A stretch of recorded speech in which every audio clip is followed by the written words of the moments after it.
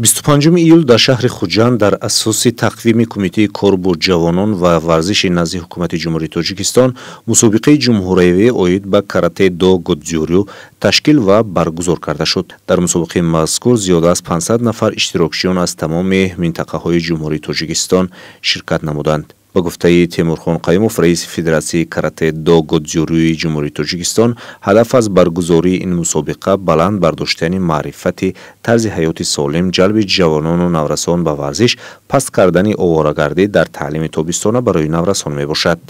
Имрӯз дар маркази вилояти Суғд шаҳри Хуҷанд дар асоси тақвими Кумитаи кор бо ҷавонон ва варзиши назди ҳукумати Ҷумҳурии Тоҷикистон мусобиқаи ҷумҳуриявӣ оид ба каратэ-до гудзюрю байни наврасон ва ҷавонон ташкил ва баргузор карда истодааст.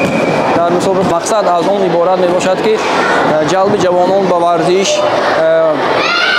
нест кардани фазои холӣ дар таътили зимистона, ин гуна чорабиниҳоро Федератсияи гудзюрии Тоҷикистон ташкил ва баргузор карда истодааст. Дар оянда чунин мусобиқаҳоро барои ташкил намудан кӯшиши ғайрат мекунем. Гуфта намонем ки ғолибони мусобиқа дар моҳи сентябр чемпионати ҷаҳон баргузор мегардад, барои иштирок кардан роҳхат мегиранд. Бо шарофати истиқлолияти давлатӣ ҷавонону наврасон бештар ба варзиш майл карда дар бисёр мусобиқаҳои сатҳи ҷумҳуриявӣ ва байналмилалӣ сазовори ҷои намоён мешаванд.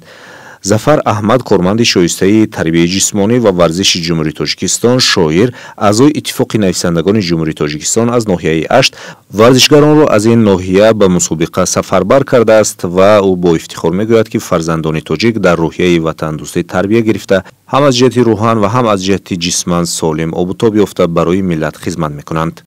мо аз ин хеле шодем ки фарзандони мо, шогирдони мо дар рӯҳии ватандӯстӣ тарбия меёбанд ва ҳам ҷисман ва ҳам рӯҳан солим обутоб ёфта барои миллат хизмат мекунанд.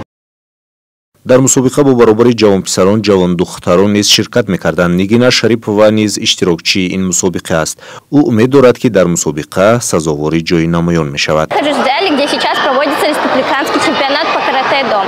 Каратисты могут участвовать по катам и по спаррингам. Сама я участвую и по ката, и по спаррингам. Что когда я буду выступать, я получу по обоим категориям первые места.